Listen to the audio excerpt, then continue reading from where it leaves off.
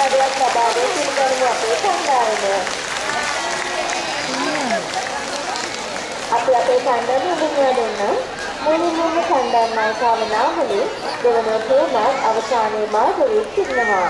ඔවුන්වත් ඔවුන්ගේ ආගමෙන් ලක බලා ගන්න කාර්ය මණ්ඩලයේ මහත්වරුන් ගමන් කරනු ලබනවා.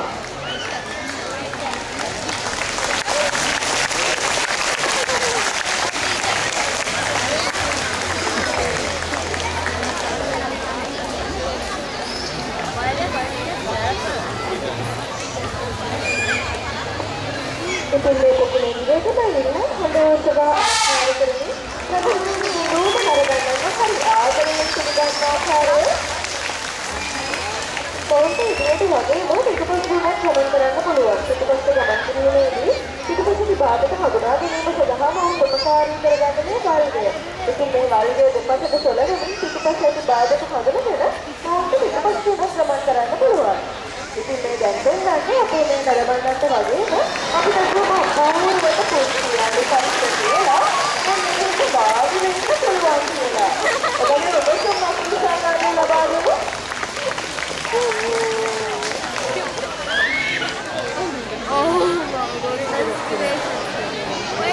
අපේ ප්‍රතික්‍රියාවක් වෙනවද? සහායද? බලනකොට අලියාලිය මොකක්ද කියන්නේ කියලා. එයාලා කියන්නේ එයාලා ගැටේ ප්‍රතිපහක් වෙනවා කියලා. වර්තමානයේ වෙනකොට වැඩිම ජීවත් වෙන විශාලතම සත්වයා විදිහට තමයි අලිය සැලකෙන්නේ. ඒ නිසාම ඕන් දෙවල් කරනම් කියලා තියෙනවා. ආසියානු පහක් කියලා. ආසියානු අලියගේ ඉදිරි පාදයේ පහකුත් පිටිපස්ස පාදයේ හතරකුත් එක්ක ඔක්කොගෙනකට පිටින්නේ 18යි. හැබැයි අප්‍රිකානු අලියෙක් නම් මේක වඩා වෙනස්. ඕන්ගේ ඉදිරි පාදයේ හතරකුත් පිටිපස්ස පාදයේ තුනකුත් එක්ක ඔක්කොගෙනකට පිටින්නේ 14යි.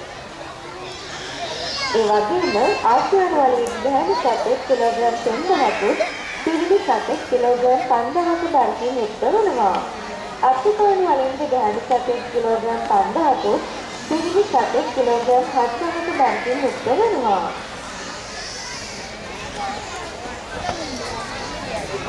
අපේ අලියාලුවට අලිසුලක් කරලා මහන්සි විතරට කොහෙද ඉතින් මේ සූදානම පොඩ්ඩක් ඉන්නවා කියලා මම ශ්‍රීලංකාවේ සතෙන් අතරින් සුදුසු කාලයක් හදාගන්න ලබන පැය දෙක තුනක් වගේ ඉතා පොඩි කාලයක්.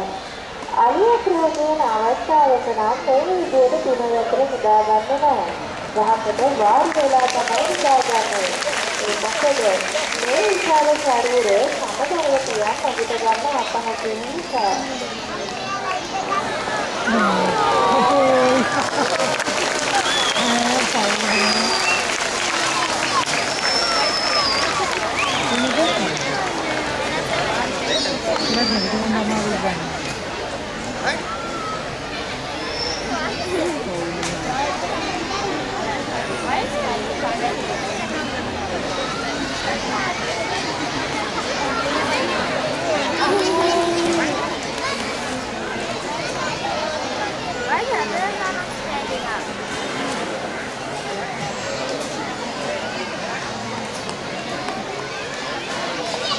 මේ තේමාවේ මාධවී අලියාගේ ආස්වාද පිළිබඳව සොයා බලන ආකාරය පෙන්වන්නයි.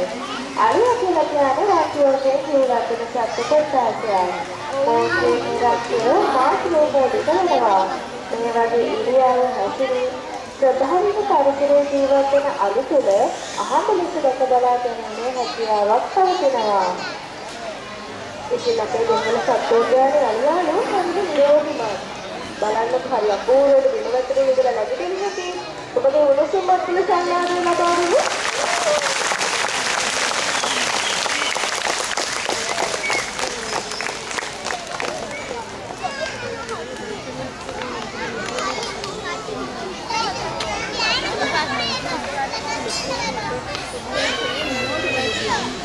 අපි දැන් පොඩි ගණන් පාඩමක් කියලා දෙන්නයි යන්නේ. අපි බලමු අලියෙකුගේ උරුහිස මට්ටම දෙකනන්නේ කොහොමද කියලා. දෙන්න මෙහෙමයි ඒක කරන්නේ. මුලින්ම අලියෙකුගේ ඉදිරි පාදයේ වට ප්‍රමාණය දැනගන්න. ඊට පස්සේ ඒ වේනාගේ දෙකෙන් වැඩි කරන්න. එතකොට මේ උත්තරය තමයි අලුයගේ උරුසික මට්ටමට උතෙන්නේ. ඔයාලා කැලේ කැවිදගෙන යද්දී අලුයගේ ඉදිරිපස්සට කරන් දැක්කොත් මෙන්න මේ ක්‍රමය මම පුළුවන් ඒ අලුයගේ ගණනය කරගන්න. ඒ වගේම මේ මුදුන් ක්‍රමය ශ්‍රී ලංකාවේ ජන සමාජයේ විසින් අනුගමනය කරන සම්මත කරන ක්‍රමයක් වෙනවා.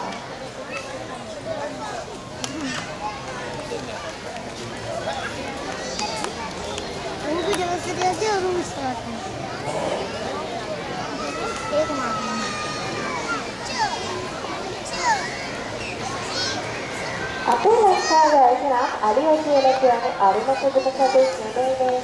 ඈතපිටේ ඉඳලා රජතුමාගේ මංගල හස්තියාවලියට පෙරහර ගමන්වලට වගේම දරුවෝ සිනාගෙන යනක් භාවිතා කරලා තියෙනවා.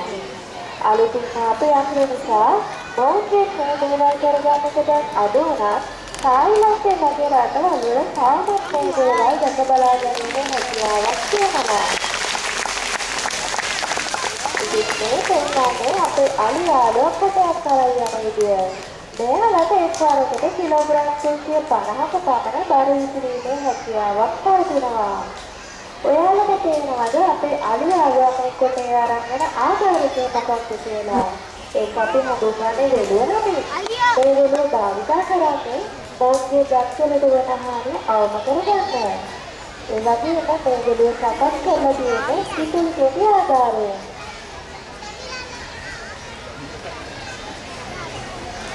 අලියෙකුගේ උපතේ සිට මරණය දක්වාම දස් වාර 6ක් වෙනවා. ඉන් උඩහුණුවේ දෙවන දස්තිගලය වන කුංචක දස්තිගලය විකසනය වෙලා තමයි ධන බවට පත් වෙලා තියෙන්නේ. ඉතින් මේ දීර්ඝතම ධන හිමියතු දීර්ඝදන්තෝය වෙනමින් හඳුන්වනවා. අපේ පොඩි ගොල්ලමුදාලස් වොලිබෝල්, නෙට්බෝල්, බාස්කට්බෝල් වගේ විවිධ ක්‍රීඩා කරලා තියෙනවා නේද? ඒ උනාට ඔයගොල්ලෝ දැකලා තියෙනවද අලියෙක් නෙට්බෝල් සෙල්ලම් කරනවා? නෑ නේද? ඉතින් අපි බලමුකෝ අපේ අලියාලෝ කොහොමද නෙට්බෝල් සෙල්ලම් කරන්නේ කියලා. That's the easiest way.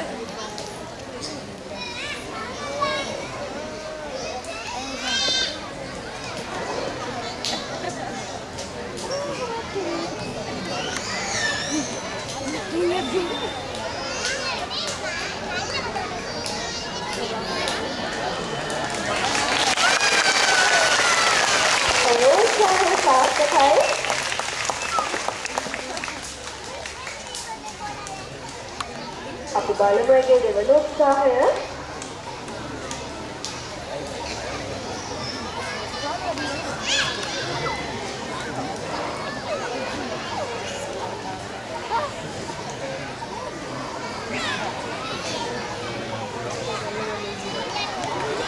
ඔබේ උණුසුම් මත්තල සාකාරය ලබා දෙන අපේ අලියාලේ මේ මොනවාක්වම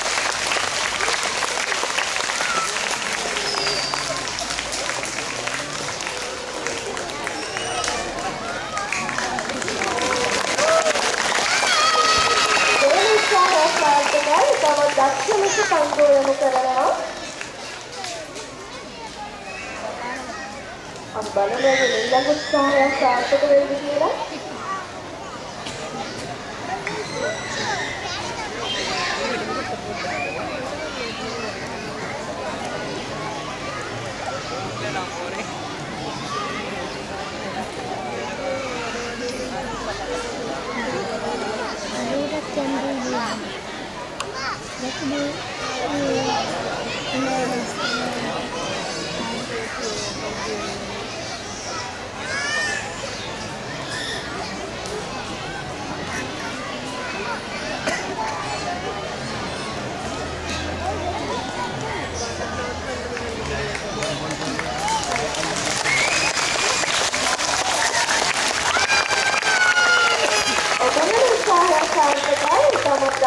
ලකුණු 3ක් රැස් කරගන්නවා මේ අවස්ථාවේ.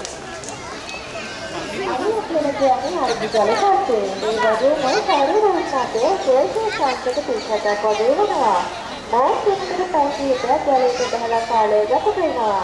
ඒ මොකද මෙයාගේ ශරීරයේ විශාල මානසික ක්‍රියාකාරීත්වය නිසා ඇති වෙන විශ්වාසය අවම කරගන්න තමයි ඒ ආකාරයට ජලයට බහලා කාලය ගත කරන්නේ. ඒ වගේම ශරීරවිඥානයේ ශේෂ සංකේත 30ක් වගේ වෙනවා. මානසික ක්‍රියාකාරීත්වය නිසා ඇති වෙන විශ්වාසය අවම කරගන්න තමයි ඒ ආකාරයට ජලයට බහලා කාලය ගත කරන්නේ. ඒ වගේම ශරීරවිඥානයේ ශේෂ සංකේත 30ක් වගේ වෙනවා. මානසික ක්‍රියාකාරීත්වය නිසා ඇති වෙන විශ්වාසය අවම කරගන්න තමයි ඒ ආකාරයට ජලයට බහලා කාලය ගත කරන්නේ.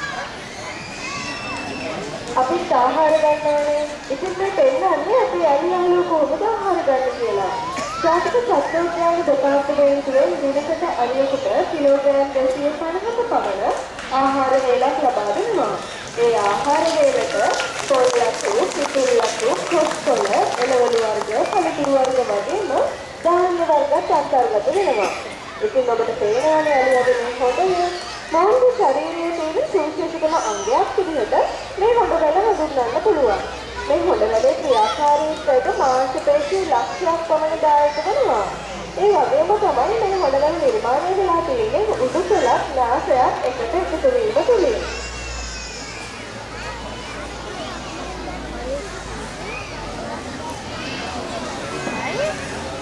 ශ්‍රී ලංකාවේ උඩරණාත්මක සම්ප්‍රදායේ වර්ණම් 18ක් තියෙනවා. ඒ වර්ණම් 18න් එකක් තමයි ගතිකා වර්ණම කියලා කියන්නේ. ගතිකා වර්ණමට සාධක වෙලා තියෙන්නේ අයියන් ගමන් විලාසය. ඉතින් ඔබට මේ පසුබිමින් ඇහෙන ගතිකා වර්ණමේ කාලයට හරි අපූර්ව ගමන් ලතාවක් තමයි අපේ අලියාලෝ ඔබගෙන් දෙන්නේ. මොනවත් ළඟදී ඉස්සෙල්පත් කරගන්නගේ සමගින්